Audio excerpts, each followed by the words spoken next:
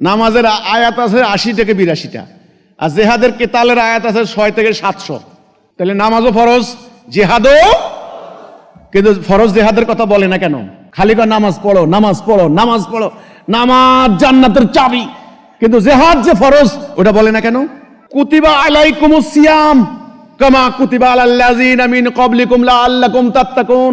রোজার মাস আসলে আমাদের হুজুররা কোন মাহফিলে, কোন টেলিভিশন অনুষ্ঠানে এই আয়াত না বলে? তোমাদের জন্য রোজা ফরজ করে দিলাম। কিন্তু কুতিবা আলাইকুমুল কিতাল লাহুয়া কুরহুল লাকুম, তোমাদের জন্য কেতাল ফরজ করে দিলাম, যুদ্ধ ফরজ করে দিলাম। বাকারা 216 নম্বর আয়াত। এটা বলে না কেন? রোজা ফরজ, যুদ্ধ ফরজ না, সেটা বলে না কেন?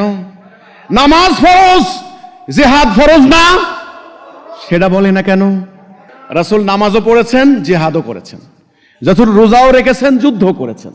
ও যে কাজে কষ্ট, যে কাজে জানমাল হারানোর ভয় আছে, সম্পদ হারানোর ভয় আছে, জেল জুলুমের ভয় আছে, সেটা ওয়াজের মধ্যে বললে আমার তো করণ লাগবে। আবার সর্বনাশা হয়ে গেছে, আমরা আসল ইসলামটা হারিয়েছি।